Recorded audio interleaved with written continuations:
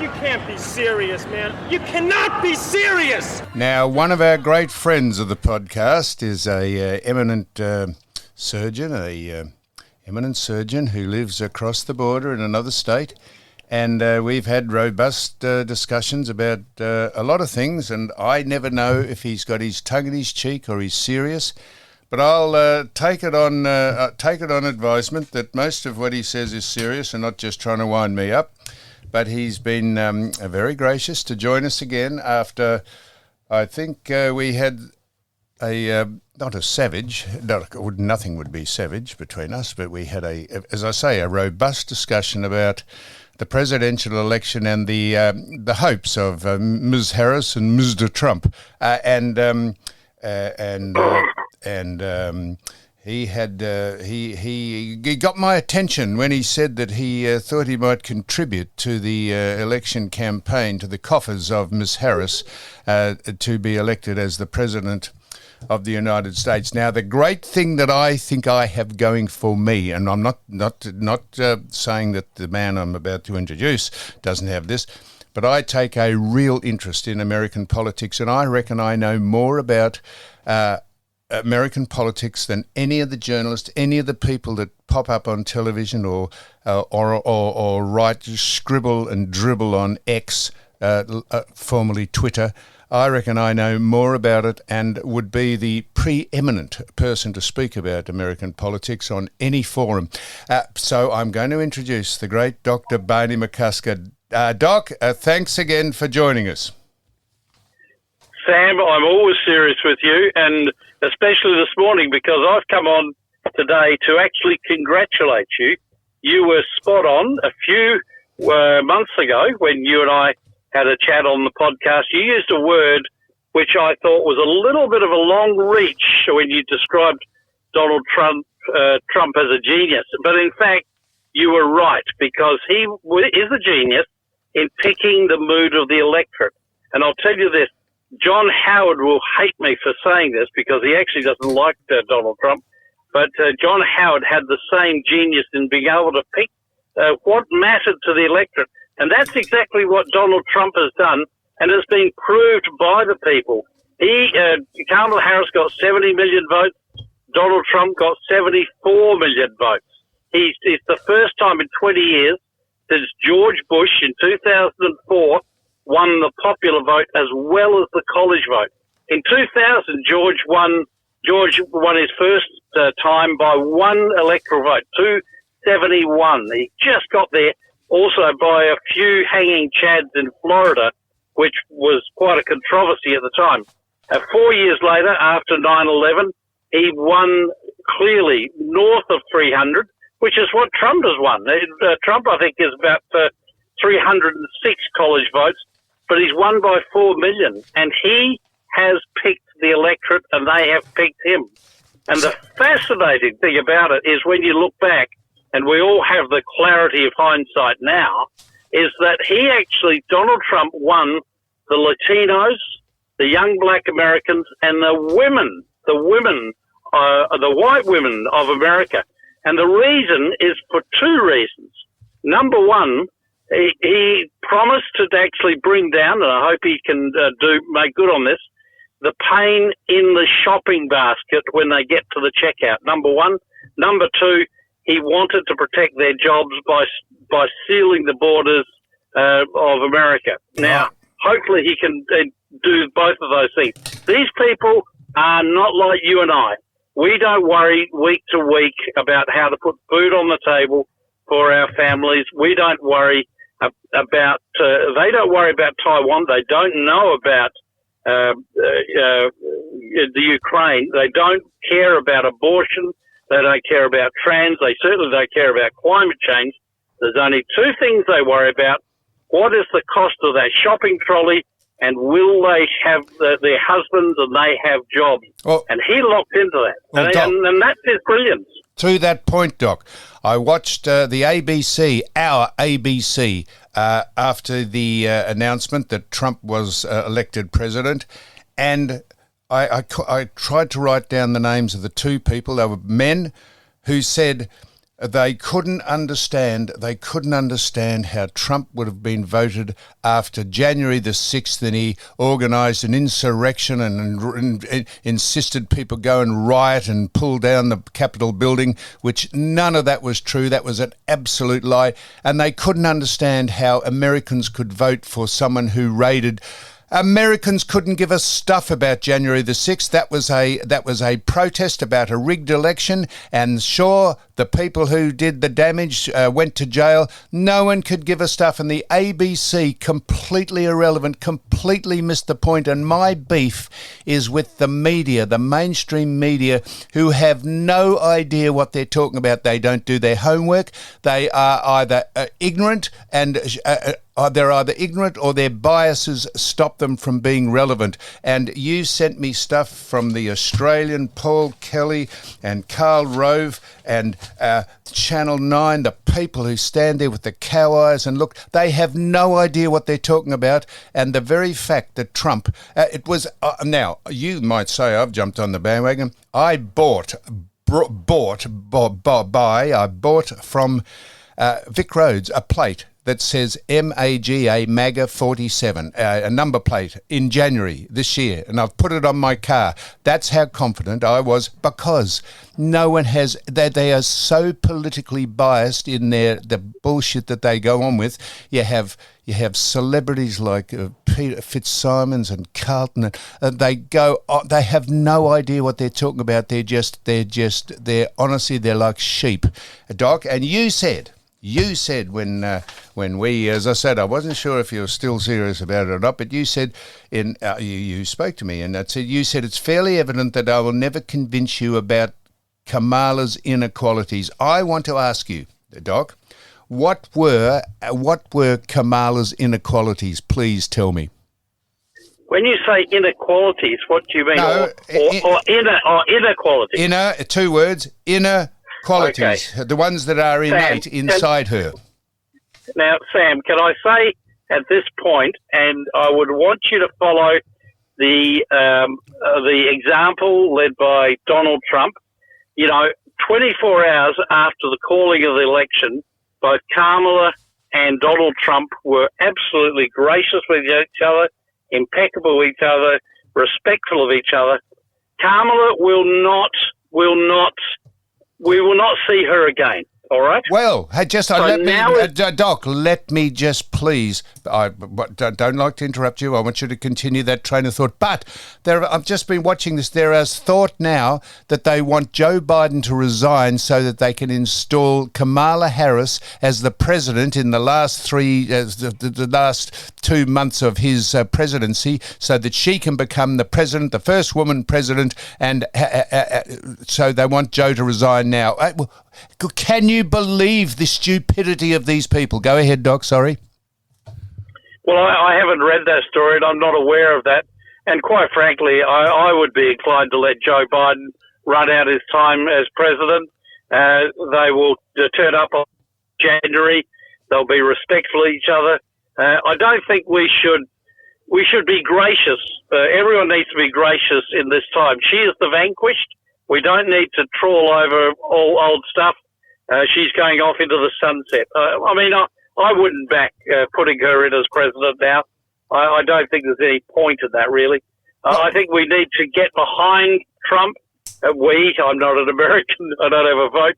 But the Americans need to get behind Trump and make him, because I truly believe he wants to be the best president he can be. He's already said he made mistakes in his first presidency, and he's not going to make them again. It'll be the people he actually puts in his cabinet. But I believe he wants to leave a legacy, and good, and I wish him well, and I hope all of America gets behind him and helps him, because he's got a big road ahead of him. To get the price of that shopping trolley down is going to be a big job. To seal the borders is going to be a big job. He's even talking about, he made that commitment about deportation of 10 million people. That's a lot of humanity there. But, if he's made that commitment, then, that's up to him to make good on it.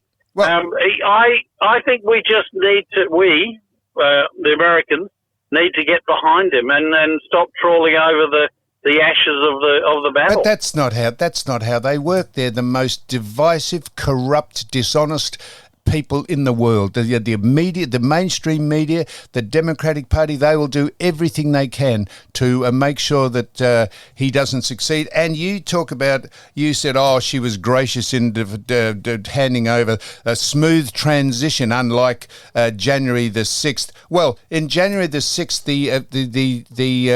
the election was in dispute. It was a fraudulent election. It was a fraudulent election, and it was only just won. This was a landslide. You have no option but to have a smooth transition, because there's no doubt that this was won by Trump. And here's this is the age. They've got, why we take any notice of these people? It says Australians on edge over Trump's US election win. What is that? Why are they on edge? Because Trump might bring some sanity. Let me read out. Doc. You talk about, it's just this is what he has done in the week he's been in. He's appointed. This is the man who said he was a misogynist, and that silly Mark Rubin said that he's never had any intelligent women. He's never known any. He's appointed the first female chief of staff. New York has stopped giving debit cards to illegals. US companies are bringing back production home. The stock market is at an all-time high. Bitcoin is hit a all-time high. Newest migrant caravan is breaking up. Qatar agrees to evict Hamas leaders. Hamas wants immediate end to war. Taliban claims to want to have a new chapter. China wants a peaceful existence. Russia is ready to speak with the US about Ukraine. EU wants to buy gas and oil from not Russia, and the Ukraine leaders are in talks with Trump. That's what he's done in the first week. How anyone can say, how the media, you sent me some crap. How do these people keep their jobs? You sent me, Paul Kelly writes, Trump's nostalgia train won't lead to the White House. Karl Rove. Karl Rove. It said Trump was crushed by a woman he previously dismissed as dumb as a rock. That's during the presidential debates. That woman that's giving a rock. That is giving a rock far more credit than it deserves. She is the most unworthy, stupid clown of a cackling woman ever to be put up in any electorate, any political forum. She was a disgrace, Doc. And you said, you haven't told me her inner qualities. Yes, her inner qualities. What are they? Doc, look, I'm not shouting at you, Doc. I've got wound up. You are. No, I'm not. Right. I'll never shout at you, Doc. I think it's good for you to get this all out. Look, you and I can agree to disagree, but what I'm saying is what you read out about Trump earlier is actually what I'm about. Move on with all of the good things. Kamala is going off into the sunset. What are the bad things? We don't need to do her autopsy. I think that's. I'm just not interested in doing her autopsy. We want to move on and do all the good things that you said, and that's what American politics is all about. I mean, I think that is the demonstration of what we saw in this American election. Is they had a real red hot go at each other. You know, in American politics, I don't know if you've ever heard this. They say that the English treat war like a sport, and Americans treat war like war. And in this election, the Democrats were the British, and the Americans and the Republicans were the Americans, and that's actually how it ended up. Now, I think that, and what I would ask you, look, Sam, it's your podcast. You can say what you like about Kamala. I'm not actually going to join in on that. If you want to kick her around the playground after, she's lost the cup, that's fine. I didn't kick her around the playground after. She is the most incompetent. Well, you are now. What? You are now. Oh, She's lost. Why are you bothering with it? I said this, as soon as as soon as they knifed Joe and she took over, you only had to watch one of her interviews. She's never said anything to do with policy. She is the kick around the player. I know it's my podcast, but you're on here to give equal pushback. Give us her inner qualities, please, one of them. I'm not going to actually go into the autopsy of Kamala Harris. She is the vanquished. She's yesterday's person. She's going off to the sunset. I would ask you to be more positive. If you want to come on here, your podcast, and actually kick around Kamala, I'm not interested. I'm not going to play that game because I'm actually going to. So far, I have talked positively about Donald Trump. And I would ask you to do the same. No, Doc, how couldn't you speak positively about Donald Trump? Did you see Kamala Harris's concession when she stood in front of the Capitol building or wherever it was in Washington? Disgracefully incoherent concession. It was a day late because she had to practice for it and probably had to be briefed on how to speak. She is an airhead, Doc, and I'm kicking her now that she's finished. She was a disgrace, and the electorate had... And look, we could go on for the next hour doing it, and I'm not going to actually play that game with you. I'm going to try for the third time, Doc. Give me one of her... Oh, you can try for the fourth or fifth or sixth time. Keep trying. It's not going to... You're going to swing and miss every time, I'll tell you that. No, Doc. I love reading your letters, and I saw you write, occasionally get printed pieces of opinion in the Australian. I see all those, and you sent me, I don't want to read out personal letters that you send me because I love reading them, but it says, you say it's fairly evident I'll never convince you about Kamala's inner quality. This is the fourth time I'm asking you this. What is one of her inequalities, please, Doc? I want Kamala to rest in peace. She's finished. I want to talk more about Donald Trump, and let me tell you these three things about Donald Trump. Yes. Firstly, when he got the failed assassination where they took off his right ear, as soon as he rose from that, I thought, this is a man who understands the moment. And as soon as he did that, I said to myself, this guy's going to get elected because he is showing resilience, number one. Number two, the time he went to McDonald's and started serving fries through that, I thought he is connecting with the people who are going to vote for him. And number three, despite all of the stuff, and I'm actually not interested in his private life. I wasn't interested in Bill Clinton's private life. I'm not interested in any of their private lives. To see the family around him, the whole big family, I thought that was a wonderful photograph, that. Yeah. And I thought that's Australia, that's modern America. And it is modern America. And look, I don't think, there are going to be elements of the press who will pursue what you're doing and wanting to kick Kamala around the playground. What? I'm not interested in that. You can ask it 4, 5, 6, 7 times if you like, and you can waste all the time on this podcast, but I'm not going to do that. Your pin-up girl, Trump, you say, serving stuff at McDonald's. Your pin-up girl couldn't even give us straight. She lied about working at McDonald's. Everything she did, she is a fraud. Now, Doc, you can't just say you're not going to. This is classic. Classic duck shoving from a learned. I've done it 4 times. Why? Now, why? Tell me this. Yep. Tell me this. Yes. If you're an American, you would have voted for Trump. When do you think he will seal the border, and when do you think he will deport all those people? I mean, he's talking about 10 million people. When do you think that will happen? Well, so, Doc, they said, I just see this as another thing. You have far too much going on in your life to not source all this stuff. But they said it was going to cost $88 million a year to deport every year to get the border control and ICE agents to round the people up a year. $88 million. It's cost to start the deportation. They said it's cost $150 million a year to give them free credit cards, free phones, free transport, bus them to areas.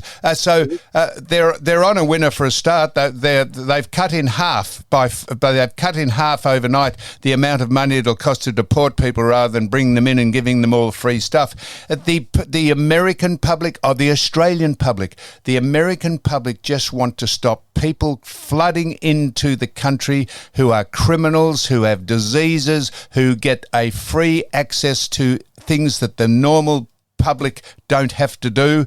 If you can't see it, not you, I'm not talking about you, if people can't see that, it is staggering. And I want to know, I'm back again, I want to know why the media, how do they keep their jobs? How does Paul Kelly keep his job? If he can't understand, if he just sits down and bangs out stuff on a word processor because he doesn't pay attention to what's going on in the States, what sort of crap do we read every day in, and people on social media and the mainstream media? Karl Rove, who says they say, it'll lead to a disaster. Trump is not going in the right direction. You couldn't go in a better direction. And seriously, they're the people it's the people you rely on for your information. Do you know, Doc? Here's another thing. Here's another thing. Did you know? This is what they said. The lowest trust in recorded history about what the media say is 31% after they gave 85%. The mainstream media gave 85% everything they said about Trump was disparaging. 85% of what they wrote about Trump was disparaging, and that led to the lowest recorded trust in the media in history of 31%. What does that tell you? That they're on the wrong... They just let their political biases override them. I'll tell you when Trump was a certainty to win. And I think this is when I bought my number plate. This is first of all their withdrawal from Afghanistan, when he just upped and out and left all the people there. They got shot. The American troops, I think there was 13 of them killed. They just up and left billions of dollars worth of armament for the Taliban. That was the first thing. And the second thing, it was when he did the debate with the first debate, and you could see that they'd lied about Joe Biden's his acuity. They lied about that. You could see in the first debate. After that, it was, and then they installed that she didn't even get a primary vote in the first round of Democratic interviews, and they installed her. They should have done a primary and got someone like Gavin Newsom or Shapiro or someone. She was an absolute disgrace, an airhead, and just a troll. She is. Okay, I mean, you can keep saying that, and I'll keep disagreeing with you. But now, tell me, do you want to answer the first question? Yes. I mean, I think if I was with you right now, I think you'd be on the couch. I'd be sitting in the chair, just asking questions, looking like Sigmund Freud, and telling you, now, Sam, you don't drink any red cordial. It's not good for you. Right. So tell me, when do you think they will bring the cost of the supermarket trolley down? Because that's really why the Latinos, the Black Americans, and the white women of America voted for Trump, to get the cost of that shopping trolley down and to save we've already done the save the jobs bit. When do you think they'll get that shopping trolley cost out, the cost of living? Yes, very good question, Doc. I'll tell you when that'll happen is when they dispense with the Green New Deal that the Democrats put up as that they wanted American to be. When they start drilling for oil and bring the price of gas down, America has more oil reserves than any country on earth. When they stop this crap about electric vehicles so that people can get on, when they bring the taxes down for people who run industries so that it's not how much tax you pay in life, it's how many people who pay tax. That's the thing. So they'll employ more people, they'll bring manufacturing back to America, they'll drill for oil, they'll bring the price of petrol down, you won't have to drive an electric vehicle, the Green New Deal with windmills and crap and all that sort of stuff. That's when the prices will come down, when all the money doesn't go into trying to preserve the planet, when no one else in the world, well, a handful of countries do, but the main countries in in the world who you want to act on climate change not even party to any of the agreements. Venezuela, China, Russia,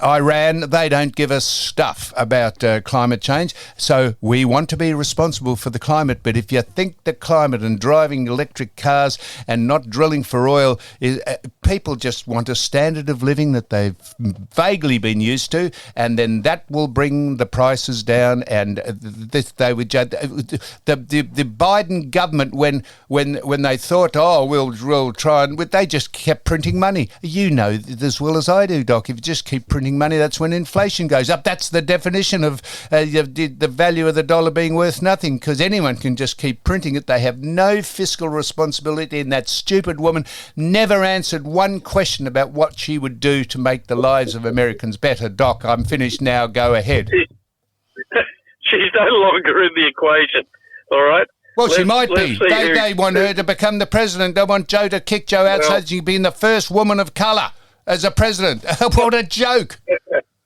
Can I tell you, yes, there are a few things that this election has taught us. And one is, instead of being governed by the polls were so off. And I'll just turn the engine on. Sorry, here we are. What are you doing, Doc? Where are you doing this from? I'm broadcasting from the car, and every 20 minutes this car says, turn the engine on. You're about to lose the battery. So we haven't got a nuclear-powered car. I'm getting to nuclear. It's on my list of things to talk about. We might as well have the Oracle of Delphi or go to the Book of Revelations in the Bible instead of spending money on the polls, because the Book of Revelations and the Oracle of Delphi and reading the entrails of a dead chicken were about as accurate as these polls. And you know what? In 4 years' time, they'll be back again, and we'll be jumping from post to post looking at these polls. So I think that's one thing that this election has told. And I'll come back to the genius of Trump and the genius of John Howard, is that they could look through past all of these polls and connect with the community. And that's why he has rightly and absolutely been elected by the people of America to be the president. Why can't the media look through the polls? That's their job. Sorry? Why can't the media look through the polls and give an informed decision rather than a biased pronouncement that suits their own ego? I think you're asking the wrong person. I think you should try and get that Paul Kelly on. I mean, I don't read Paul Kelly a lot because I find him pondiferous. But I found that article that I sent you, it was completely inaccurate. Well, I found it quite amusing. That's why I sent it to you. Well, it was amusing, yeah. Trump's nostalgia train won't lead to the White House. How can you write that if you're not? If you're an informed journalist, how could you actually make that pronouncement? It's a prediction, it's a prognostication. But if you're relying on credibility of someone who's your main news gathering agent, you keep asking the wrong person. I'm actually agreeing with you most of the time here.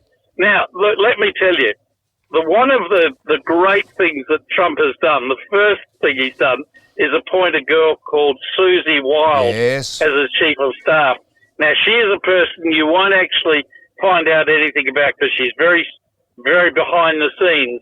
But apparently, and I don't know if you've got this, and hopefully your listeners might have heard this, is that she when she disagrees with Trump, and look, people disagree with Trump all the time, she will walk in, sit down in a chair in front of him and just stare at him and not say a thing. And apparently it freaks him out. And he goes, okay, what have I done? And then she'll tell him. And I hope he doesn't fire her. She needs to keep her because she's gold. The one thing, and you talked about electric cars, and that brings up Elon Musk. And I'm looking forward to Elon Musk, stirring up the bureaucracy and draining the swamp. I truly am looking forward to that. I'm not sure, and you'll have an opinion on this because you've got an opinion on a few things. How long do you think Donald Trump and Elon Musk will coexist before Trump fires him? So are you saying that the contradiction in terms is drilling for oil and saying you don't want electric vehicles? I didn't say that. Elon Musk is a pretty strong personality. Yeah. Donald Trump is a very strong personality. So what are they going to disagree on? Do you think? Well, I don't know. Exactly. You don't know, Doc. So why are you saying that? No, I don't know. But I'm wondering, do you think Elon Musk will be there for the whole 4 years? Well, Elon Musk's not going to be appointed to an official position. He's going to be an advisor. You know that as well as I do. You don't launch rockets and bring them back to where you took them off from and build electric cars. And It's not a contradiction in terms to say Trump's going to drill for oil and Elon Musk buys electric cars. There is a certain place for electric cars in inner city suburbs where you don't have to queue up to have them charged over distance. They're fantastic. But to say that you're going to wipe out petrol or fossil fueled cars by the year 2035 or whatever some other the mad clowns greenies say, that is just ridiculous. People don't want to be told. And then Kamala Harris, she said you can just look at all her contradictory statements. She said when she was interviewed in 2019, she said yes, we will have no petrol driven cars by the year 2035. Then she said in a fraudulent election speech, said I'm never going to tell people what sort of car to drive. She said there's room for electric vehicles, but I'd never tell people that they should get rid of their petrol-driven cars. She is an absolute congenital liar and a fool. And I'm going to ask you one more time, Doc. If you had to hang your hat on one thing you thought Kamala Harris was good at, that is an inequality, please tell me one. No, I'm not going to play that game with you. Come on, Doc. I'm about the future. I'm about the future. Now, tell me this, because I'm here to get in behind Donald Trump and try and help. I'm not an American, but try and help him be the best president he can be, and I think he wants to be. Now, but he already is. No, he's when you get the presidency, it's just like when you were the captain. You were the captain of Geelong. Yep. Weren't you? Yeah. All right. For how many years? 2, because I then tried to go to Richmond, but I didn't go, so they sacked me. Yep. All right. But you, as the captain, wanted to be the best possible captain. But when you were made the captain, that wasn't you winning the game. That was your entry into the race. And that's whether you're the Prime Minister of Australia or the President of America, that's not winning. That's actually entry into the race, and that's your ticket I was made the captain of Geelong because I was the best player at the time at Geelong. That's why I led by example on and off the field. Donald Trump has already been the president, and he was the 45th president. He's now the second term of his office, and he has proven to be the 45th president in his regime from 2016 to 20 was the most prosperous America ever. And it's going to be again. And so it's not that he's just a fledgling and he started. He knows exactly. He's run businesses. He is an absolute star. And the more people decried him. I see you said, this is what you said. You may wish to listen. You said to the historical broadcast of 4 parts by Katie Kay and Anthony Scaramucci. They traced the rise of. Those two people were vehement critics of Trump because he sacked them because they're incompetent. So all the people he sacked... He never sacked Katie Kay. She never worked for him. He sacked Scaramucci after 11 days. That's right. That's right. Well, what? Yeah, but he never sacked Katie Kay because she worked for the BBC. She never worked for Trump. Well, what about and so Michael Cohen? What about the ridiculous Michael Cohen, who was Trump's lawyer and then turned on him because he botched up the Stormy Daniels hush payments? What about all the lawfare? What about all the charges that have been brought about Trump and his family and his business and what he did with women and what he didn't do? It is they are the most disgraceful country in the world, run by that other stupid. What about, how can you have credibility when you got people like Nancy Pelosi, Maxine Waters, Chuck Schumer. They are just, honestly, how America, you talk about people shooting Trump. If someone was half sensible, they'd take a fucking flamethrower to those people. They are a scourge. They are nothing more. They've got syphilis, all of them. I mean, that person who tried to shoot Trump and thankfully missed. I mean, I don't want anyone killed in this world. He was actually a registered Republican. Oh, he was bullshit! Also, that is See, this is the crap that the media trot out. Remember when the bloke did a home invasion on Nancy Pelosi's house and beat up Nancy Pelosi's or held him hostage, Nancy Pelosi's husband. No, beat him up. They said he lived in a caravan. They said he lived in a caravan. He was a Trump supporter. That was an absolute lie. They just make it up, Doc, and you swallow it. Hook. You swallow it because you don't pay. I'm not criticising you for this. You've got far better things to do. I'm not. You've got far better things to do in your life. I've got nothing to do in my life.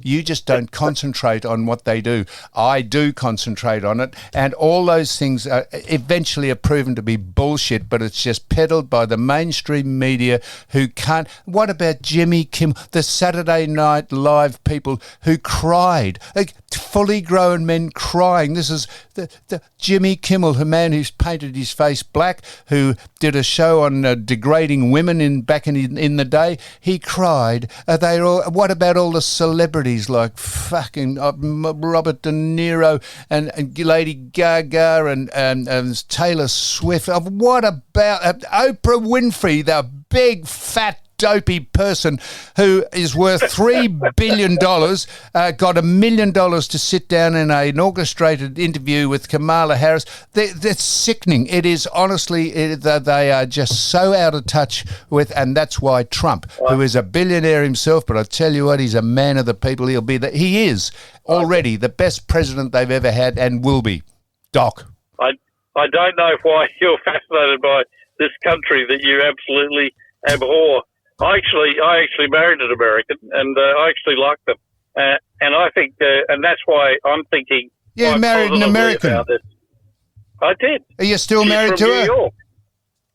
Very much so. 43 years, happily married. Well, Doc, what a revelation! What is your missus think about Trump? Does she have Europe share? Oh, look, she's a civilian. I won't quote her. No, all right. Yeah, we'll keep the family out of it. Yeah. So, Doc, she's a civilian. I tell you what, though. I've never had to buy a woman another house. I know that's well done. Now, I've finally, Doc. I've got a couple of things to ask you. Well, right. Really domestic. No, I wasn't going to wind it up. I want to ask you one more thing about something else, but go ahead.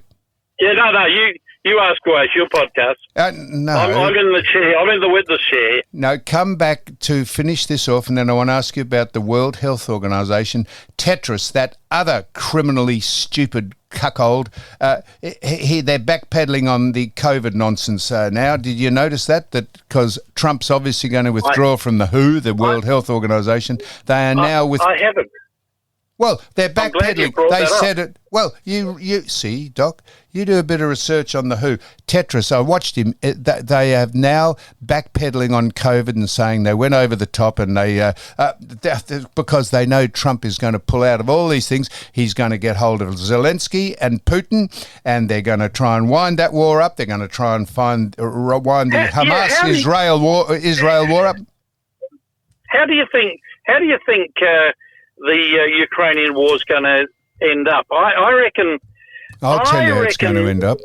Yeah, tell us how you think it's going to end up. Trump's going to pull the money that they've been giving to Ukraine and say, we're not funding wars that have got nothing to do with us, and why don't you and I and Mr. Putin get together and work out how we can do this, because we're not going to keep funding your defence, Mr. Ukraine, Mr. Zelensky, and NATO, and that he'll withdraw from NATO if they don't toe the line. He's withdrawn from the climate change agreements because no one, the main countries are not party to it, so it's just bullshit. John Kerry goes around with a big cow eyes, dopily flying around in a jet, telling everybody how to live their lives. He will not fund the Ukraine war, and that'll be the end of it. I agree with you. He is not about to next year sign a $50 billion check to help continue to support Ukraine. And this is one thing that I think is actually important, and I totally agree with Trump on this. There are 750 million Europeans, there are 330 million Americans. I don't know why the Americans have to do all the heavy lifting. And might I say, Australia per capita has absolutely put their bid in for the Ukraine, with all the Bushmasters and now 49 Abram tanks and all the ordnance and rockets and things that we've sent, or not rockets, but ordnance we've sent over, and the shells. We have actually done our bit, and also with humanitarian aid.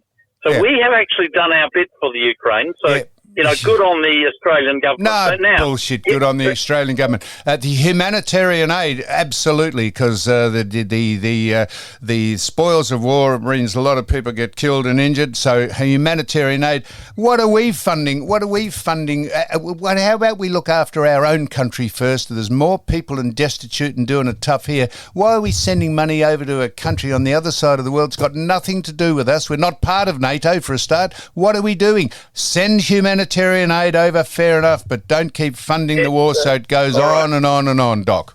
If you didn't fund the war, Putin would be in Kiev now, and the Ukraine would be once again part of Russia. Putin is going to eventually take over that.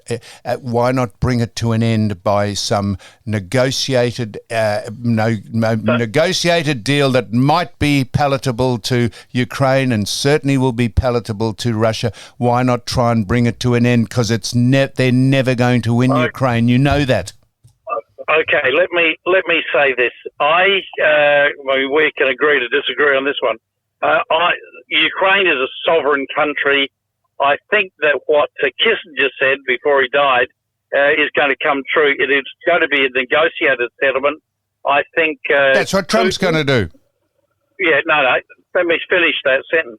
I think Putin will actually keep the Crimea and the 20% of the Ukraine, and the other 80% will be the free Ukraine. And then they need to build a big wall, and they need to have an agreement. East and West Germany wall. No. That's a different thing.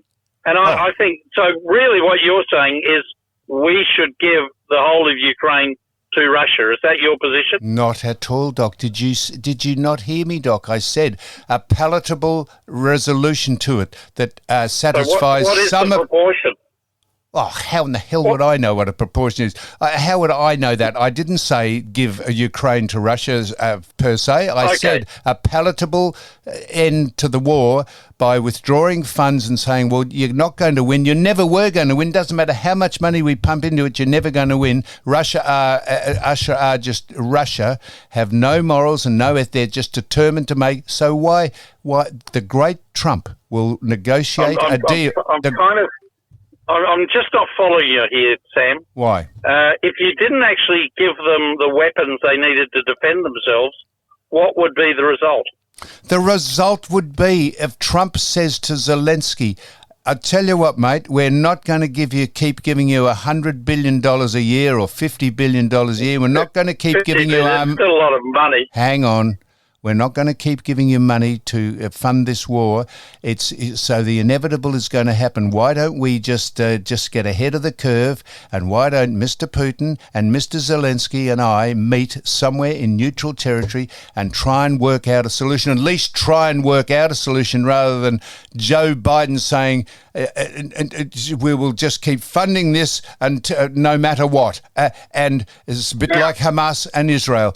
He will just get those people together and say, do you want to keep on bombing each other and casualties, or do we think we might try and bring an end to this? Will we go over to North Korea again, who have now started firing rockets and are sending troops over to Russia to fight with the Russians? Will we go back and speak to our little friend Kim Jong-il and see if we... people say they criticise him for being friends with tyrants. Well, it's you keep your friends closer, and you're best to keep your enemies even closer. And they're the people... Even closer. What? That's the Godfather rule. keep your friends close and your enemies closer. That's what. Well, that's right. That's what Corleone said. And what about them calling Trump Hitler? They are. It's frighteningly. No, I don't agree with any of that pejorative language at all. In fact, I think all of that pejorative language was unsavoury and unacceptable, and I wouldn't agree with it. Now, Doc. So now I do have a couple of questions for you. Get on with locally, Doc. All right. Are you aware, and you will be aware because you're a man who keeps his finger on the pulse, that a third, I keep my finger on the pulse, but it's a different pulse. A third of Victorian property owners or householders have not paid their land tax after a year. 1/3. And the reason is for a variety of reasons. Number one is they probably can't afford it. Yep. And I find that just extraordinary. What do you think the Victorian government are going to do about that? Well, possibly they're desperate, Doc, because it has just come to my notice that the Macquarie Bank have bought Vic Roads or entered into a partnership with the Victorian government to buy Vic Roads. The price was $10 billion. They've bought it for $5 billion. They've cut it in half. Why? Because the Victorian government are desperate for money. They're in a fire sale. So I would hope no one pays their land tax, and that when this government finally, this is a worse government, this is worse than the Democrats in America, when this Victorian government, under the auspices of Andrews and now Allen, when they get routed out of office, that someone will come to their senses and cancel all the land tax, and they'll forgive all the people who haven't paid it, because it is an absolute blight on our society. That I have a boat, and I pay land tax on the water the boat sits on. Okay, they are. That's true. They are a disgrace. You don't even have any pot plants on the boat. What? You don't even have any land. You don't even have a pot plant on the boat. That's what I'm saying. The boat floats on a piece of water that I pay land tax on. You can't make this stuff up. And they're thinking of this is Dan Andrews. Now I'm not saying this, but they said he ran over the kid on the bike because he was speeding. He was driving. He jumped out of the driver's seat. They didn't go through all the parameters of what you should charge people. No breathalyzer, no report, nothing. They're going to build they will not build a statue to that man. I tell you what, I will lead the parade if it ever happens. I will lead the parade around the construction workers that are going to put that up. I will have 500,000 people join me. I will surround like Norm Gallagher did when he said, "We'll never build the lights at the MCG over my dead body." Well, he's dead. I might die. You know what? What?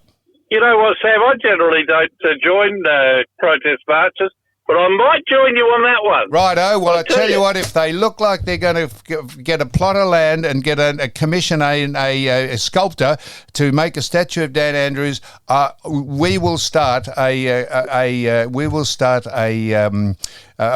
a fund. We will start a steering group, if you like, and we will organise the biggest protest ever in the history of Australia. We'll put boots on the ground. I might have to come across the border and stand shoulder to shoulder with you. Well, actually, not shoulder. You're a lot taller than I am. Now, Doc, I'll shoulder to waist on you with it. Doc, shoulder to hip, really. Doc. You have been a star, mate, and I appreciate you coming on and putting up with all this. I have one more question for you. One. Well, I've got one question for you. But get on with it. No, you tell me yours first. Come on, quick. Okay. We're all about apologies. I think the state of Victoria owe an apology, I don't know her name, to that woman who, during COVID, who was heavily pregnant, who the police came in, arrested her, handcuffed her behind her back. She was heavily pregnant and marched her out of her own house, and her alleged crime was she had put something on her social media. She had an opinion which was contrary to the regime at the time. Now, I think that woman, whoever she is deserved a public apology from the government of Victoria. I don't know what you think about that. Oh, well, of course, you're preaching to the converted, Doc. And to think that we're building a statue to that man who oversaw crap like that, they should be, the government and maybe he should be criminally charged for misusing their power. Now, my final question, of course, Doc, that this is why they're on the nose, the government, for $200 billion in debt. And this is my final question, Doc. Wait for this. I'm asking you, I want you to give me one quality that you thought endeared yourself to Kamala Harris. I know you're living in the past. I'm asking you to delve back in your memory. One thing that you can hang your hat on that you liked about that woman. All right, I'll answer it this way. Oh no! I will take that. I will take that question on notice, and if you ever want to have me back on the podcast, I will come back to you with a synopsis of her good points. That is piss weak, Doc. I hate to speak ill of you. That is the most pathetic comeback. You've got nothing. If you had something, you'd say, well, at least she laughed. I like the way she laughed, or I like the way she dressed, or a pantsuit, or she could look down the camera. You have got nothing, Doc. You're almost becoming a charlatan. I'll tell you this. I've actually run into enough people right now in your state of mind. No matter what I said about her, you would reject it and deny it. Well, you've got to give me something. I can't reject it unless you give me something. Or I might agree with you. That's why. No, you won't. There's nothing I could say right now that you would agree with because you're in that state of mind. There is nothing you can say, period, Doc. And we're finishing this up now. Doc. I really appreciate you doing this, mate. You're good fun. You're a good sport. And we'll speak again, my friend. Now, the next time we speak, if that is Kate, I want to talk about Tom Harley. You stupid man. Why? Well, who's Tom Harley? Doc, we're finishing. Who's Tom Harley? He won you 3 premierships. I know. What do you want to talk to him about? What do you want to talk? Maybe he could join the AFL and stop the crap that's going on in that organisation. The absolute nonsense about the Greater West Sydney penalties that they got for mucking up on. I'm finishing this now, Doc. Doc, you're a star. You better go. I'll leave you to it. I'll go to breakfast. Good boy. And I'll talk to you soon. All the best, my friend. Bye-bye. See you.